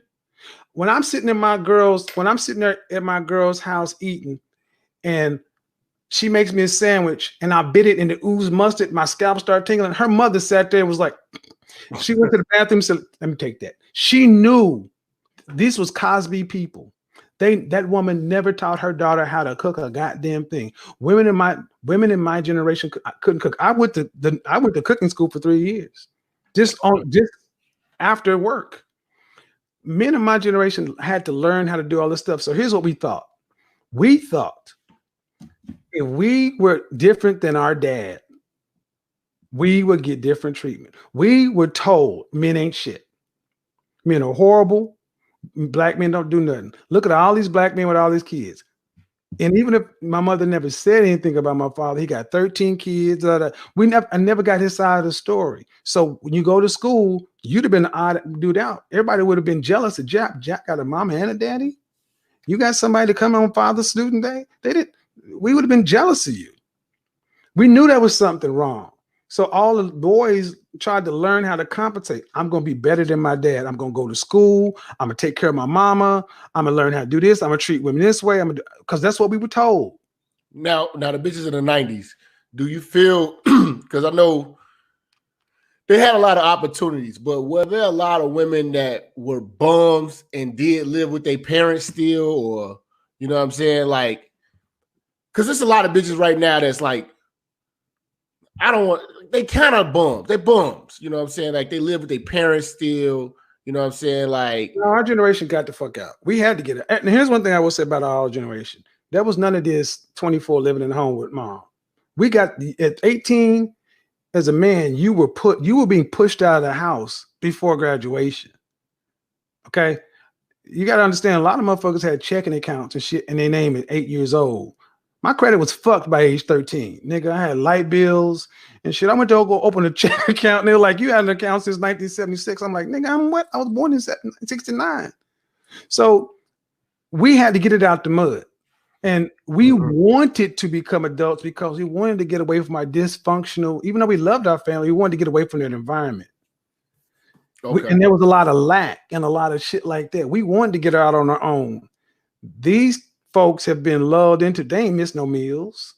This generation has never had to lose anything. So yeah, it's more common for folks to sit around. And then you got the third generation of women raising kids.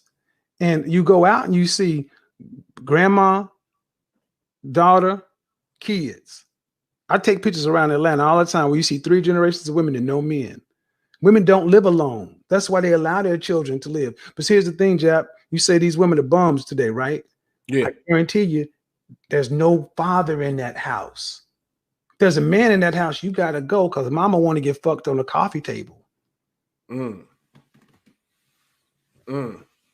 no man. Now, the 90s, did the women have standards and wanted to be courted? Like, I mean, okay, all women want to be courted, but did you have to do this shit? You know what I'm saying? And did they have real standards? You had to make I'll put it this way. If you were not, shout out to Alan Roger Curry, if you were not upfront and direct, I didn't know it as Mo 1, but if you weren't that way, you had to make a show of doing it. And here's the difference. Here's what I mean. I knew that I really didn't have to do that stuff. I could fuck I could fuck sooner than the average dude. But I know that her image and reputation needed me to appear to be willing to do it. Does that make sense? Yeah. So if she fucked me on the first night, she had to be able to go back and tell her homegirls, yeah, girl, I gave up the panties. Yeah, but he's the kind of man, I knew he was going to do these things anyway. They had to keep up a facade. Now, it's not required in the hookup culture. Today, you fuck before you date. I recall like back in the days, man, like you actually had to meet bitches' parents and shit like that. Oh, yeah. Did you have to do a lot of that going on in the 90s? My ex-wife, well, see, I had a really strange upbringing. I grew up in the ghetto, in the projects of Oklahoma. We had projects. Kanye West family was in my same projects. Shout out to Kanye, Carbondale Projects. Yeah, Kanye ain't from Chicago. He's from Oklahoma City. His people from Oklahoma City. His mama went to Douglas with my aunt. My second aunt. Yeah, you had to meet. In my neighborhood, you did. But I grew, well, let me take this back. Not widespread. I did, but was it widespread? Not as much as it was in the previous generation. But there was an expectation that you had to meet the family, if not the father. There was no driving up to the house blowing the horn. Even if she was raised by her mother, you still had to go up to the house and knock on the door because there were older people that still lived in the neighborhood. See, I think we underestimate how much. When the silent generation died, my grandparents' generation, the last people that watched everything and would watch your house while you gone. Hey, Jap, while you was gone, I saw somebody over at your house. Did you know, Miss Edna would tell you shit. But when they left, it was the baby boomers, and they were selfish. They weren't worried about that. They just wanted you to get up out the house so they can have some time to themselves. That's crazy, man. So I'm really like, it's like it's the 90s, man. It was a real good era. It had good parts, a lot of bad parts. I think the bulk of the bad parts was like really the women and the niggas trying the way the women abuse their power. And then I would say that the fact that niggas was the sacrificial lambs to the game that we have right now because they was trying a lot of shit out and they was living it up and getting kind of reckless as far as, you know what I'm saying, having the unprotected sex and shit like that. You know what I'm saying? I would tell you this, in my opinion, this is my opinion, as a dude that was a player who's lived both sides of it. Here's what fucked up the 90s. And I can say this in the church. Black women, you betrayed your men. You were put over your men because you were a double minority. And instead of doing what other women do and look at your men as a team, you were our competition. This was said last night on the show, night before last on the show I was on. This is what we continue to say. Black women have always looked at black men as somebody to compete with. So when brothers finally start realizing that these women aren't on our side, if you give them what they want, they're still going to leave and divorce you. Do the right thing and you will get fucked over. That's when men started realizing there was no MGTOWs and going your own way and all that shit before. But what happened is men start realizing that there was no making them happy and it was always going to be your fault. No other group of men had ever been betrayed by their women. And here's the thing. They tried to make it seem like all black men were doing that. 51% of black men don't have children. 100% of the women who had kids were having kids with roughly 10 to 20% of the men. That's why you got Dirty Dick Rodney with 5 kids and then this dude over here with no kids. So it's not as though brothers did not try. We were there. We were there in the 90s wanting to marry. Women didn't want to marry. They didn't want to be wives. Okay. So going back to the title of the show, where are they now? We see you, you know what I'm saying, brother, you survived a lot of wounds of the 90s and shit like that, but you came out on top and you're successful. Now, your counterparts, you 50, 48, 49, 50? 51. 51, okay. The women from the 90s, your exact age right now, are you seeing more brothers like yourself from that era? Or are you seeing more of the Brendas, the big booty Brendas, as big as hell, as big as a house now, fucked up? Like who came out on top from that era, the men or the women? Black men have come out on top, and I'll tell you why. The black men who survived have come into their own. Before this show, I went back and looked at all the women who were my girlfriends. All of my girlfriends. There were 7 of them. 7. 1 is married. The other 6 are single, and they're all attractive, all college educated. Now, of the 7 that are married, 4 of the 7, and 1 is currently married. 5 of them have been married, but they got divorced early on and never remarried. See, black men will marry and remarry. And here's the thing. Here's why we're winning, Jap. I tell you right now, if I decide I want to get married, I could be married in a year. Standing stop right now. I know I can go. My phone has been blowing up. And the thing is, a black man who survived what you survived, who's not bitter about it, who's just willing to speak the truth, he's still out here. You got your money right. You're in decent shape. We're commodities, and we're not just commodities for black women. Other non-black women are coming for black men in droves, and sisters don't really see this. I say 30% of college-educated black men are marrying out. 836,000 more black men are married than black women, and there's 2 million more of them. What do non-black women see in black men that black women can't see? Because brothers aren't having a problem out here finding women, finding people to be in a relationship to marry. What you're having a problem with is finding a black woman to stay in a relationship, because 8 out of 10 times when a black relationship breaks up, it is the black woman that's leaving. So like the women who come from that scene, you're saying they losing, and how many? I mean, is it just because of the looks? Are they the attitude? I mean, because you seem like a really happy guy right now. I mean, you know, you got your shit together, your money right, you living your life, your kids grown, the world is yours. I don't see, even when I see the women on YouTube, like would Deborah Cooper come from your era? Like, you see what I'm saying? Like comparing a nigga like you to Deborah Cooper, I couldn't even see you entertaining a Deborah Cooper because there's nothing fly about her. And it's like, you come from that era. You know what I'm saying? Like, and this is the outcome of what she did with like coming out of the era. This is what she did with her Deborah Cooper Esquire. All her titles and letters, but she's not at these. I don't know her personally. It's the attitude. It's the attitude more than anything else. As a man who's been divorced and used to sit in divorce care seminars, the first thing most black men say is, if I ever do this again, I just want to deal with a woman who's nice.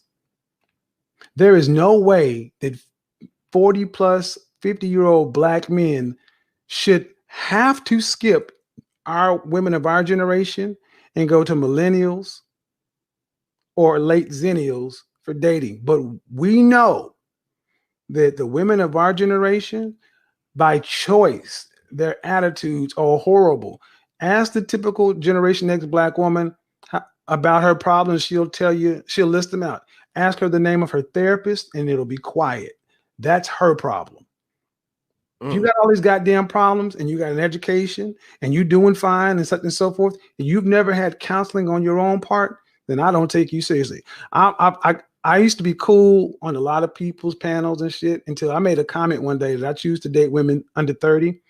That's when I became gay. I became all these other things. That's when all the crazy shit started happening. Did you wonder why that came out nowhere?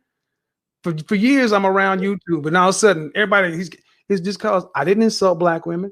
I just happened to mention I was out with a sister from Africa and we were getting a bunch of dirty looks, and that panel just exploded into a bunch of black female hate from women I never said anything negative about. You know I don't beat. This is the crazy part about it. After you say that, right? Let them tell it. They don't want you. You know what I'm saying? So it's like, so hold on, like after I revealed to you that I'm fucking with this woman. You say that you don't want no nigga like me. Fuck that nigga. He think you all that. He a little bitty nigga. They say that shit about me. Your light skinned ass. You don't want me. So why are you worried about this shit then? You know what I'm saying? But the truth is, they are mad, like, because we're not in, like, when we look at the swirl movement, black men are laughing at it. We're amused by it. We're not pissed because it's not even realistic. You're like, the white men that want you are actually stupid. You know what I'm saying? Like, they are really fucking crazy. They don't know what they got themselves into. That's why it's fucking hilarious. You got white dudes making videos talking about, please stop coming after me just because you think I'm white. I'm not any better. And the thing is, this whole swirling movement, I said the other day, what do non-black women see in black men that black women don't see? Number one. Number two, when black women marry out, we don't care. But they care if we marry out. But here's the thing. You don't want the men who are marrying out. You say you don't care about them, but yet you'll tear them down. Here's what they really care about. It's not the marrying out. It's when you bring up a white woman. Yeah.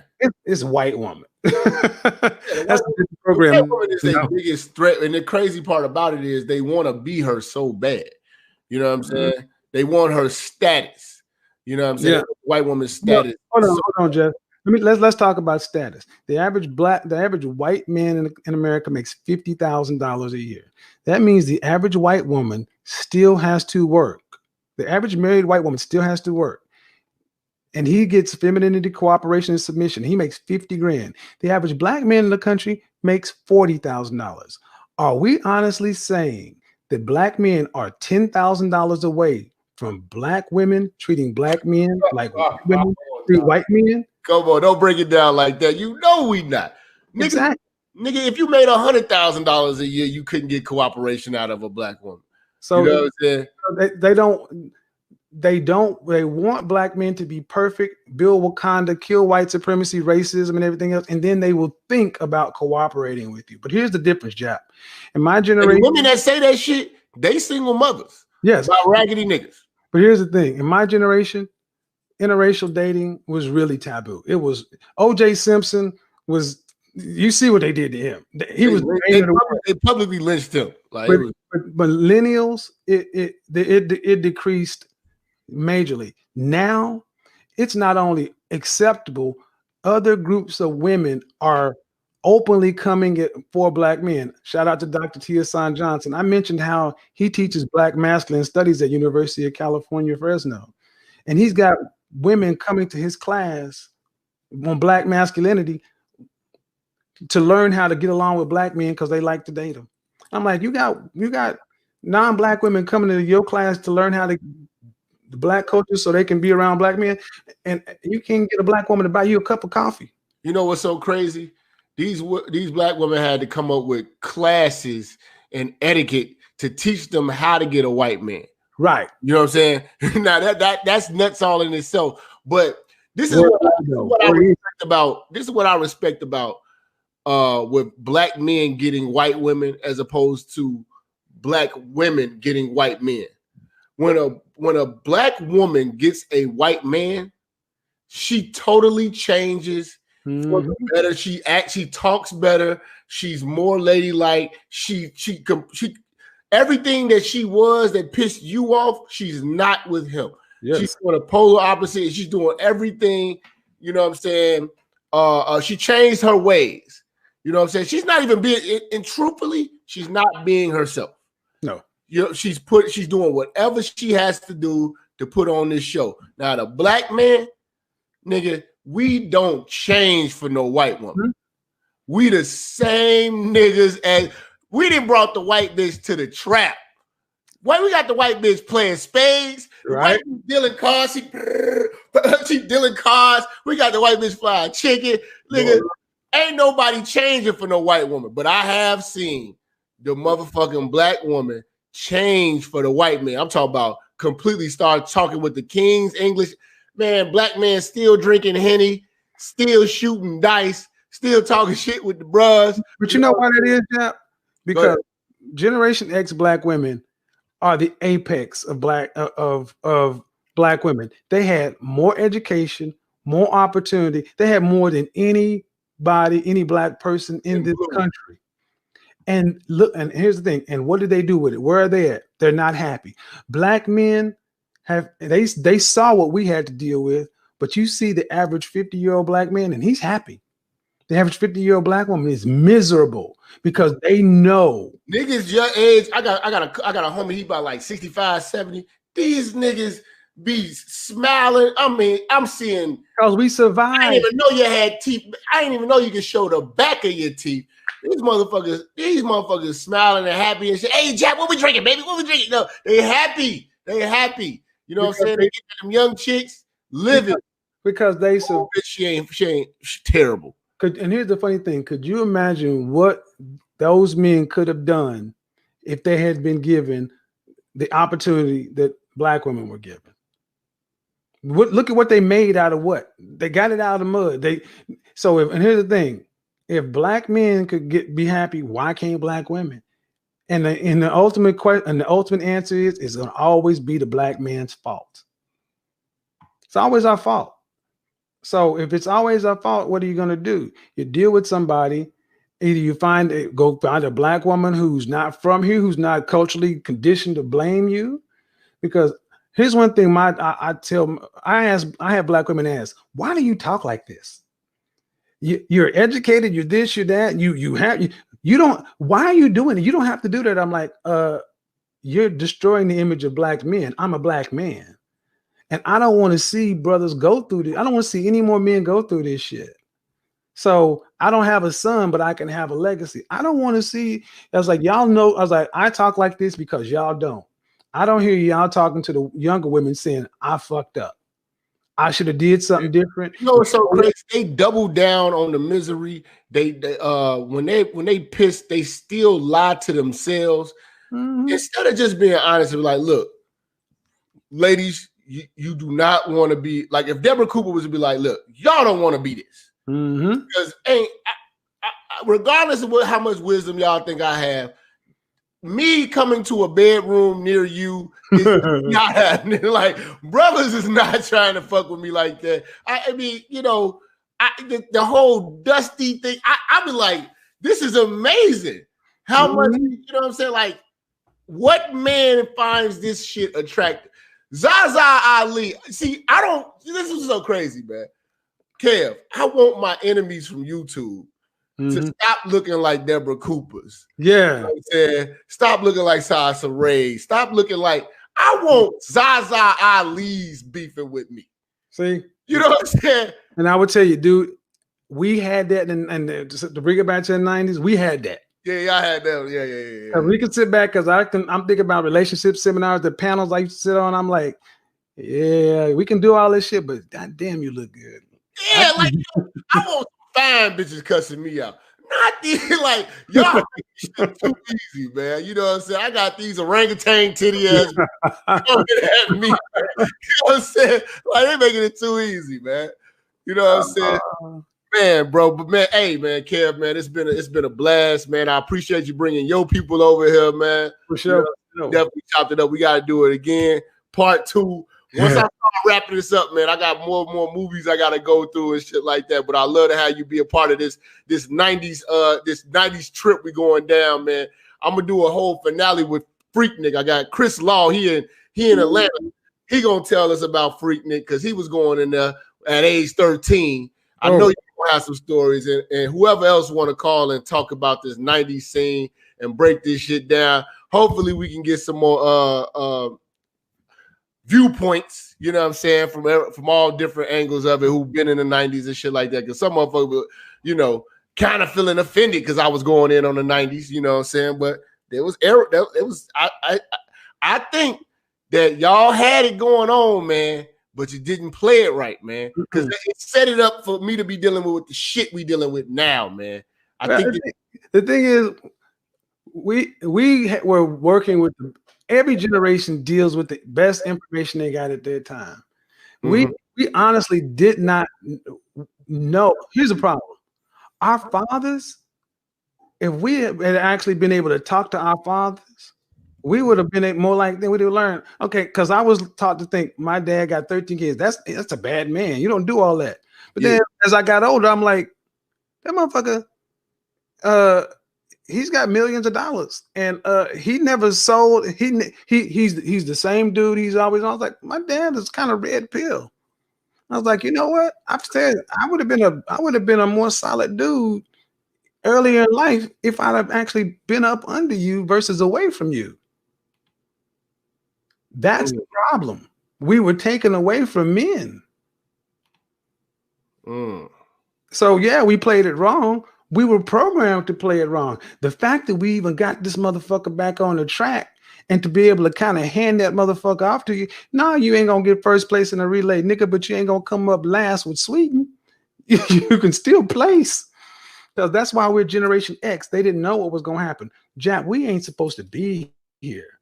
Crack was supposed to take us out. And if crack, we had crack, Reaganomics, and HIV. Bro, that's 3 major plagues that generation. And that's crazy.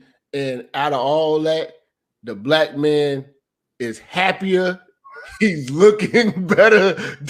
He's looking younger than all of the bitches coming from that. Like, I cannot stand these bitches from the 90s, man. So we gonna continue to cook them, man. I ain't care, man. I appreciate you, bro. We gonna talk more later, man. But definitely, man. Thanks for coming to church, bro. Later, church. Peace out. Peace. Man, y'all, that was Kevin Samuels. You know what I'm saying? Man, old school game, smooth player, man. These young niggas don't know about smooth players, man. Them niggas remind me of my uncle, man. I want to shout out all the people who super chatted, all the people who came over on the strength of Kev. Make sure y'all go over there, subscribe to his channel. You know what I'm saying? If you fucking with the church, man. Shout out to everybody who's been donating, man. We definitely appreciate y'all. We gonna get into this waiting to exhale shit. Man, oh man. I might have to get the energy drink, man. I'm getting a little sleepy, man. But we gonna be back, y'all. I appreciate y'all. Peace.